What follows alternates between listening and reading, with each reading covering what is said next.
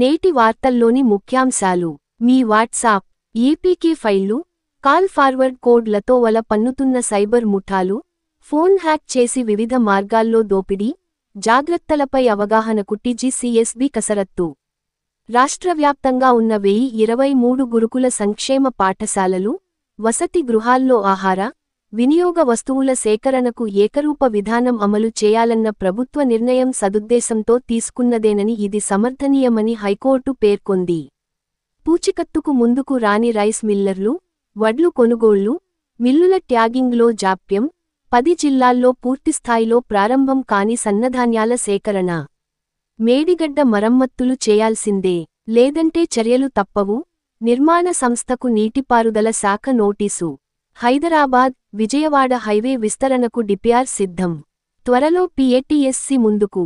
209 కిలోమీటర్ల brown field, 22 కిలోమీటర్ల green field రహదారిగా 10,000 కోట్లతో నిర్మాణం.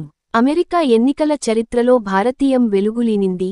న్యూయార్క్ నగరంతో పాటు పలుచోట్ల భారత సంతతి నేతలు ఘన విజయం సాధించి చరిత్ర సృష్టించారు. క్రీడా వార్తలు. చెస్ ప్రపంచ కప్లో తెలంగాణ కుర్రాడు అర్జున్ ఇరిగేషి నిన్న రెండో గేమ్లో బల్గేరియాను ఓడించి మూడో రౌండ్కు చేరుకున్నాడు. నేటి సూక్తి. కఠినమైన మాటలు మాట్లాడి సున్నితమైన హృదయాన్ని బాధ పెట్టకండి. ఆరోగ్య చిట్కా. తులసి ఆకులు లివర్ డెటాక్స్లా పనిచేస్తాయి. నిన్నటి జీకే ప్రశ్న. సూపర్ యునైటెడ్ రాపిడ్ మరియు బ్రిడ్జ్ 2025 టోర్నమెంట్లో ప్రపంచ చెస్ ఛాంపియన్షిప్ టైటిల్ ఎవరు గెలుచుకున్నారు? జవాబు గుకేష్. నేటి జీకే ప్రశ్న. ప్రపంచంలో అతిపెద్ద వజ్రాల ఉత్పత్తిదారుగా ఏ దేశం ఉంది? నేటి జీకే ప్రశ్న మరోసారి. ప్రపంచంలో అతిపెద్ద వజ్రాల ఉత్పత్తిదారుగా ఏ దేశం ఉంది?